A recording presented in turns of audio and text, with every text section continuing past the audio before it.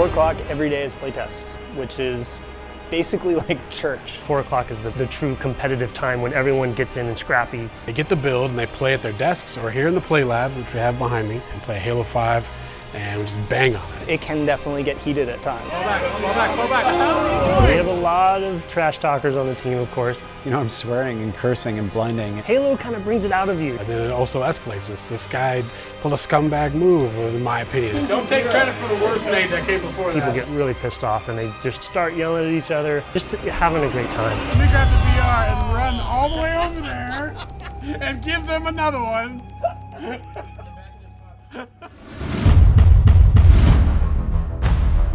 To me, a Spartan is speed, power, agility. This vision, this myth of a Spartan as a superhero. Completely wrapped in technology. That 1,000-pound jet fighter on legs or tank on legs, you know, it's this total destruction machine.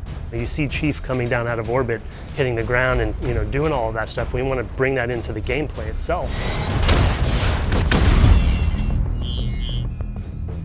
In typical Halo, you have the already awesome sandbox of the weapon, the melee, and the grenade. We wanted to add these Spartan abilities in as a fourth layer that everyone has, so it's equal footing. They're baseline traits. Every single person who wants them can have them. You sprint as fast as the other players, you jump as high as the other players, you clamber like they do.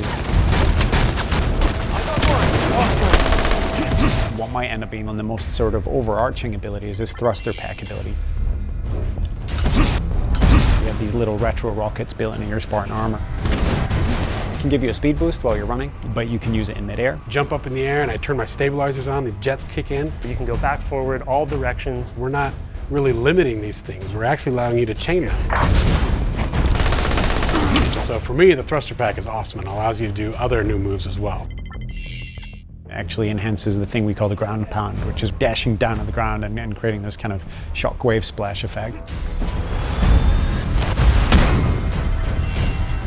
When you jump up, you actually can mount on top of edges throughout the world. There's really satisfying things like just about making a jump and hitting the clamber button at the last second and making it the way you felt like you should have made it. Once you reach terminal velocity with sprint, you'll get an indication that if you hit crouch during that time, you'll launch into a slide. You can slide into cover more quickly. You can slide into a kill with a shotgun. You kind of really have to make an important decision on the battlefield. So once you gain that terminal velocity, you can use slide, but you also can choose to charge. You hit your melee button, you just bash through anyone.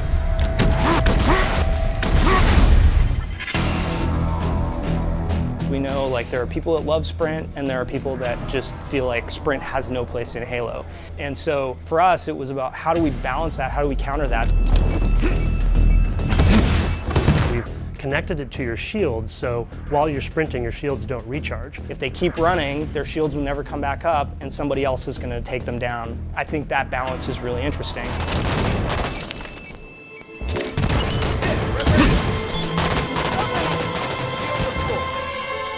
Smart scope fiction is actually, it's been built into the game since day one. You were doing it with the pistol. It was cybernetically linked to your helmet. The Spartan would see what was ultimately just a zoom. Every weapon now has a zoom in. Holographic image comes up, it's all slick. It helps me with some types of weapons, especially rapid fire weapons in my case, but otherwise I tend to just aim from the hip anyway. Hip fire mode is accurate, same as it ever was.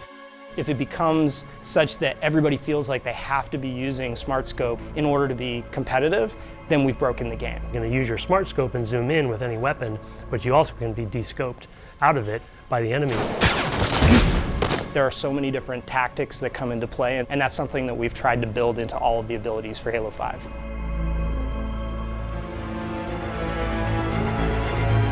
Finding a balance between making the abilities accessible and making them meaningful is weirdly difficult. But we try to get as big a variety of players in as we possibly can, so we have our pro team playing, obviously.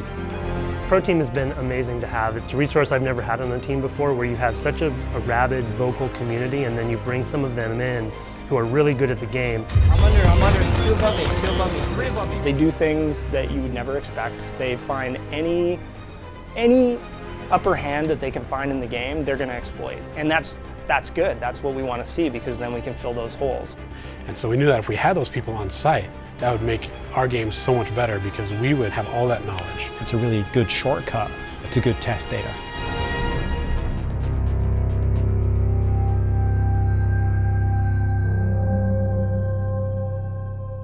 In terms of playing the pro team, that is a horribly demoralizing experience. That does not end well, playing against pro team. Basically just getting pounded on, brutalized. You are this little baby mouse, and they are like this gigantic puma just batting you around and then finally putting you out of your misery. And that's not fun. We're in the play lab. It's pros versus devs. This isn't happening! I wouldn't say I'm nervous. This isn't happening! It's more so anxious, I think is the right word. Let's go.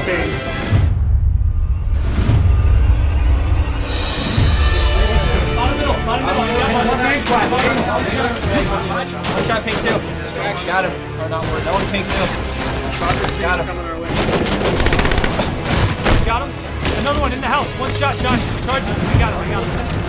They're all over the place. 1 minute left. Two of them charging you. They're both weak. How are you not stuck? Oh no! Slay those guys. They push across. You gotta punish them if they push across. Yeah, I'm pushing in. Let's go. Go now pink. Come on. Flank, guys. You're all alone. Tower three, tower two. Dead. Don't try to ground pound me, son. You're so bad.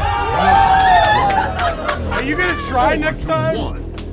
Enemy team facing elimination. I'd probably be called the cheapest player. That would probably be me. I do a lot of what I call play to win. We're kind of the old school beta where it's like, here's our software that isn't finished yet. Honestly, we're nervous about it, right? Like we think we've got it all figured out, and then we're going to throw it out there and everyone's going to break it. And so for us, we come in, we play the game every day, but there's only so many people here at 343, there's only so much we can do. But now, this is about opening it up to the world. Tuning and balancing is the core of the arena experience, and if we get that tuning wrong, then we want to hear about it. Taking that feedback and trying to make the game better. That's what the beta is all about. I mean, when you get a bunch of creatives, there's always disagreements. You might want to dial that back, you might want to turn it up. And that's what's great about this beta. We're getting this out there for people to really try. The second that the beta goes live, we're all going to be online playing with the fans. Yeah, my gamer tag is D's. You want some? Come get it. All right. So. For at least the first 2 or 3 hours, I expect to be very competitive with the world before they figure this game out. Good job. And I'm going to savor those 2 to 3 hours of glory where I am stomping everybody else at my own game, and then they're going to turn the tables on me, and it's not going to be pretty. There's so much creativity. Everybody has the same moves. It's up to you. How do you employ them on the battlefield? Kind of chaotic, but at the same time, tactical decision-making that everyone has at their disposal. And it is that chess match. Halo's got a new set of teeth. I mean, this game has got some fangs on it.